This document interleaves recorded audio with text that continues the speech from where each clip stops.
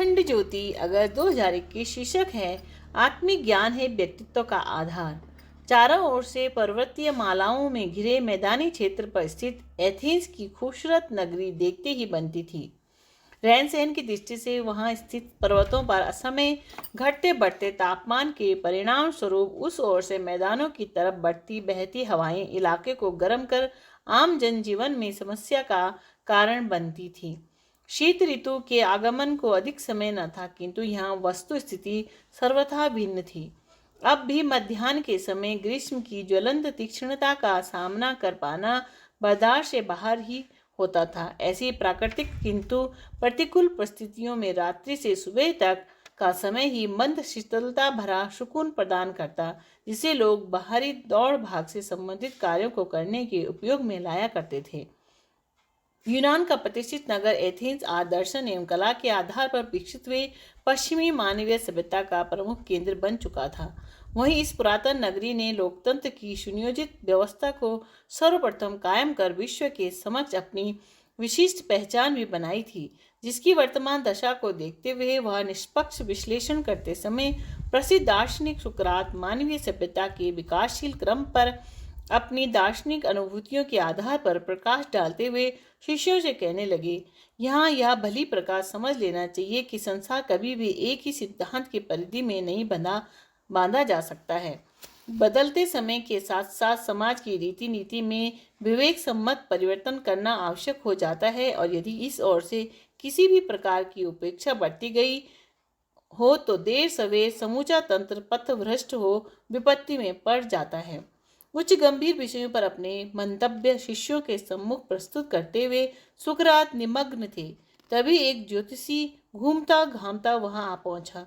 भद्र उदार लग रहे सुकरात व उनके शिष्यों को ध्यानपूर्वक देख ज्योतिषी को एक युक्ति सूझी। उसे लगा कि अपनी विद्या का छद्म प्रयोग करके कुछ धन अर्जित करने का यह उपयुक्त अवसर है।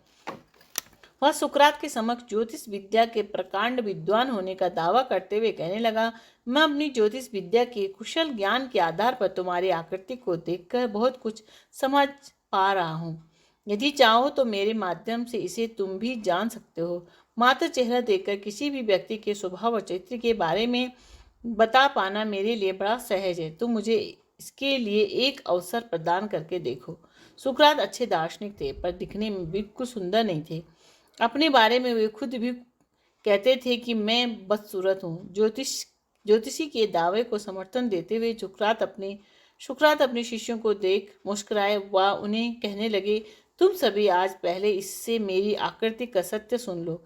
इतना कहने के उपरांत सुकरात ठिठके और गंभीर होते आगे कहने लगे, अपनी आकृति का रहस्य बाद में मैं तुम्हें बताऊंगा। सुकरात ने ज्योतिषी की ओर देखा व सिर हिलाकर अनुमति देते हुए अपनी विद्या का परीक्षण आरंभ करने का इशारा किया। ज्योतिषी सुकरात का चेहरा देखकर उपेक्षित अंदाज में कहने लगा, इसके नथुनों की बनावट बता रही है कि इस व्यक्ति में क्रोध की भावना प्रबल है। इसके माथे और सिर की आकृति के कारण यह निश्चित रूप से लालची होगा। अपने गुरु के संबंध में अपमानजनक टिप्पणी सुन वहाँ उपस्थित शिष्य नाराज होने लगे। वह सुकरात से निवेदन करने लगे, महाशय, यह व्यक्ति हमें झक्की लगता है।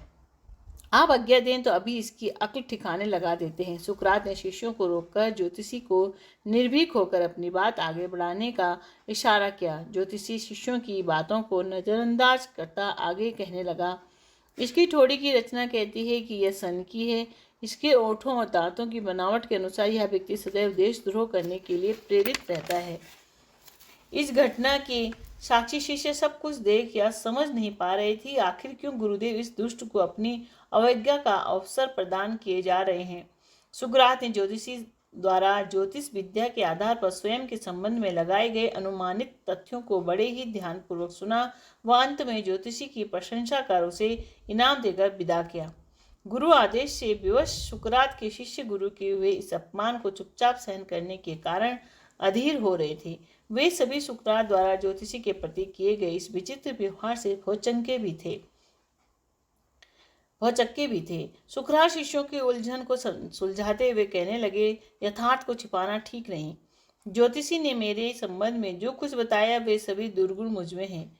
यही मेरी स्थूल आकृति में निहित सत्य है, किंतु उस ज्योतिषी से एक भूल अवश्य हुई। वह यह कि उसने मेरी आत्मिक ज्ञान की शक्ति पर जरा भी गौर नहीं किया। उस ज्ञान की मदद से मैं निरंतर अपने विवेक को जागृत रखकर अपने समस्त दुर्गुणों पर अंकुश लगाए रखता हूँ। सुकरात का शिक्षण सदैव आचरणोन्मुख रहता था। सुकरात को मौलिक शिक्षा व आचरण द्वारा उदाहरण देना ही पसंद था। उन्हें हवाई बहस बिल्कुल पसंद न थी। यूनान में गंभीर विद्वान और ख्याति प्राप्त हो जाने पर भी वे सामान्य स्थिति में ही रहे। ज्ञान का संग्रह और प्रसार ही उनके जीवन का उद्देश्य था।